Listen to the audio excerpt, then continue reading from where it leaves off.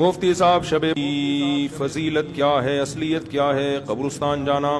دیکھو، شب برات کے بارے میں میرے آڈیو بیان بھی موجود ہیں، ویڈیو بیان بھی موجود ہیں۔ چند سال پہلے جب میں ویڈیو بیان نہیں، میرے آڈیو آتے تھے، اس میں میں نے حدیثوں کے نمبر کے ساتھ، پورے ترجموں کے ساتھ، پوری سندوں کے ساتھ شب برات سے متعلق جتنی حدیثیں ہیں 15 شعبان سے متعلق تمام حدیثوں کی سندیں، ان کی سندوں پہ بحث، پورا ایک علمی بیان ہے آڈیو، وہ آج بھی یوٹیوب پہ موجود ہے۔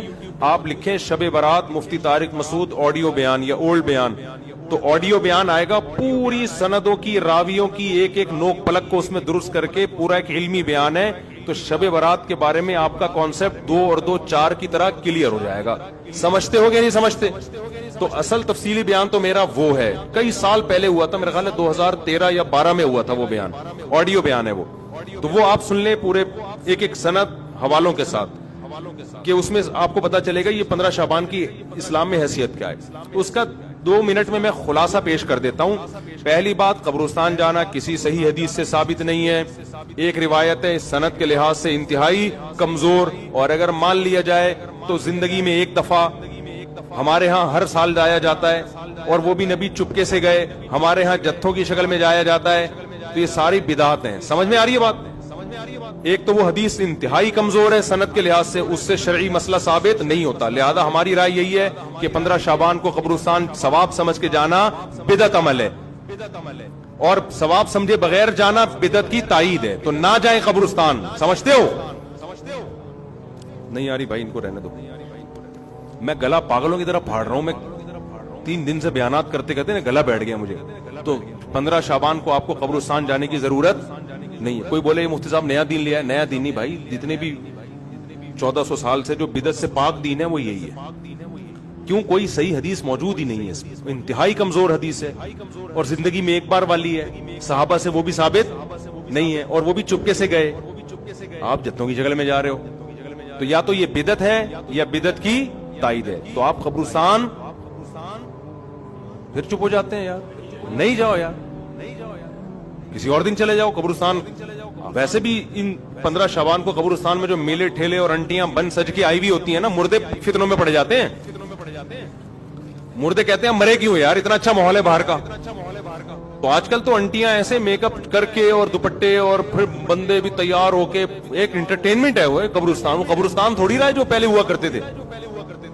تو آج کل تو ویسے بھی جانا جائز نہیں ہے۔ دوسرا کام، اس رات کو لوگ کہتے ہیں نہاؤ دھو اور تہوار ہے، تو تہوار اسلام میں دن میں ہوتے ہیں، راتوں میں عیسائیوں کے، ہندوؤں کے تہوار ہو سکتے ہیں، مسلمانوں کے تہوار دن کی روشنی میں ہوتے ہیں، رات کے اندھیروں میں بولو نا نہیں ہوتے، راتیں عبادت کی ہوتی ہیں، تہوار نہانا دھونا اچھے کپڑے یہ دن کے کام ہیں۔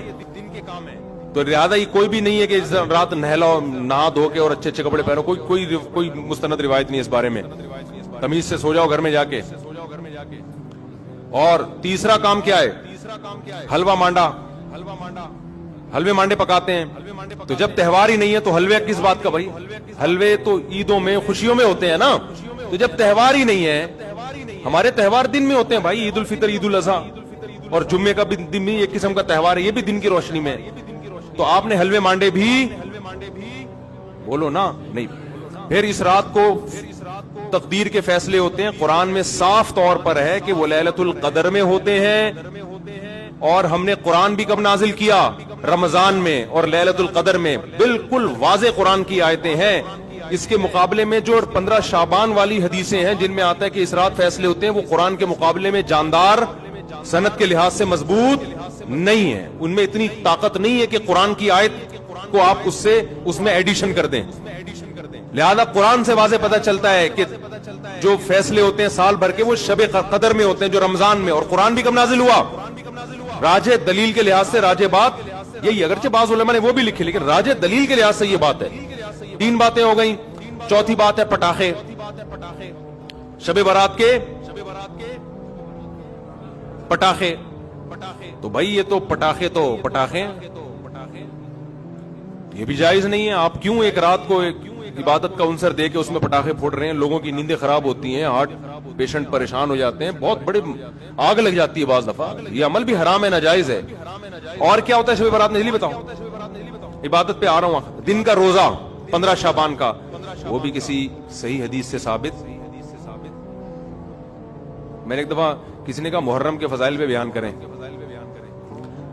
بہت دفعہ مجھے اصرار کیا 1 گھنٹے کا بیان ہو محرم. میں نے بہت جب میرا تنگ کیا تو میں نے بیان کیا. میں نے کہا نبی صلی اللہ علیہ وسلم نے فرمایا, حدیث کا مفہوم ہے یہ اشہر حرم ہے, محترم مہینہ ہے, 4 محترم مہینوں میں 1 محرم بھی ہے, اور 10 محرم کا روزہ. آپ صلی اللہ علیہ وسلم نے اس کی جو بھی حدیث میں فضیلت بیان کی. میں نے کہا وما علینا الا البلاغ.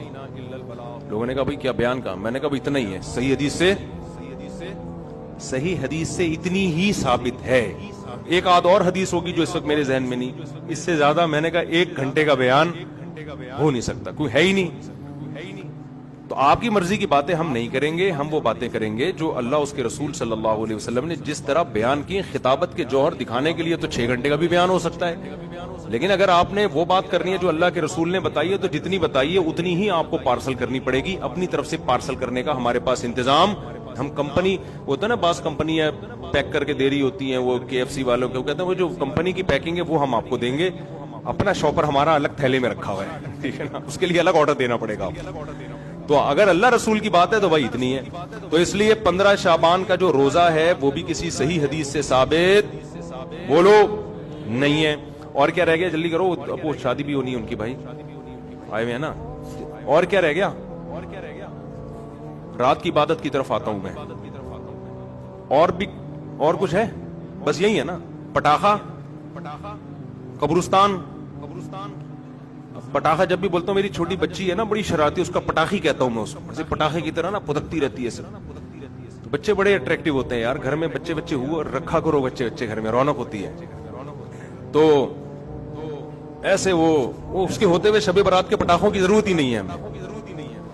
تو ایسے بچے ہوتے ہیں نا, ایسے کھیل رہے ہوتے ہیں کلابازیاں, چھوٹے 2-2.5 سال کے بچے. ہم تو بچوں کو دیکھ کے دل چاہتا ہی نہیں کہ یہ بڑے ہوں, چھوٹے زیادہ اچھے ہوتے ہیں. تو پٹاخہ یہ ناجائز ہے. حلوے مانڈے, میٹھا ویسے ہی اسلام میں کم ہے یار, تم میٹھے پھوڑ کے اپنے آپ کو. اور تیسرا کیا ہے, میٹھا کم کیسے, لوگ حدیث پہ کے لحاظ سے اشکال کریں گے, پھر کسی وقت اس کا جواب دوں گا. تیسرا ہے نہانا دھونا, صاف کپڑے پہننا. اچھے کپڑے تو ویسے ہی صاف پہننے چاہیے ہر وقت, لیکن اسپیشلی اس رات میں کوئی فضیلت نہیں ہے. چوتھا 15 شعبان کا روزہ, اور اس رات کو تقدیر کے فیصلے وغیرہ یہ سب چیزیں ثابت نہیں ہیں. ہاں اب جو ہے عبادت ہے یہ نہیں ہے, تو جمہور کے نزدیک اس میں عبادت کی فضیلت ہے, لیکن بعض محققین اس فضیلت کے بھی قائل نہیں. تو اختلافی مسئلہ ہے, اجماعی مسئلہ نہیں ہے اس رات کی عبادت کی فضیلت, لیکن بہرحال جمہور چونکہ قائل ہیں. اس کے دلائل کیا میں پہلے بتا چکا ہوں کہ میں پورا آڈیو کلپ ایک ریکارڈ کروا چکا ہوں حدیثوں کے ریفرنسز کے ساتھ, راویوں کی سندوں اور بحثوں کے ساتھ. تو بہت ساری حدیثیں, اگرچہ کوئی بھی حدیث صحیح نہیں ہے اس کی فضیلت کے بارے میں, لیکن تعدد طرق کی وجہ سے بہت سے علماء کے نزدیک درجہ حسن کو پہنچی ہوئی ہے. لہذا کرنے کا کام یہ ہے کہ اگر کوئی کرنا چاہے تو بھائی عبادت کرے. تو اللہ سے امید ہے کہ اس کو اس رات میں عبادت کا ثواب دوسری راتوں کی نسبت زیادہ ملے گا. بعض حضرات اس کے قائل نہیں ہیں. ہاں اب عبادت کا کوئی خاص طریقہ منقول نہیں ہے کہ یہ پہلی رکعت میں یہ اتنی دفعہ پڑھو, دوسری رکعت میں اتنی دفعہ پڑھو. اور نفلی عبادت شریعت ترغیب دیتی ہے گھر میں کرنے کی. افضل کیا ہے کہ گھر میں عبادت کی جائے. اب اگر آپ سمجھتے ہیں گھر میں دل نہیں لگے گا تو پھر مسجد میں آ جائیں, لیکن اجتماعی سطح پہ مسجد میں جماعتوں کی نمازیں قائم کرنا, اجتماعی قرآن خوانیاں کرنا, یہ تمام اعمال بدعت ہیں. تو اگر آپ نے عبادت کرنی ہے تو چلو کسی بہانے عبادت کر لو, تو اس میں یہ ہے کہ انفرادی کرنی ہے, بہتر ہے گھر میں کی جائے, نہیں تو مسجد میں کر لیں آ کے. اور کوئی خاص طریقے کی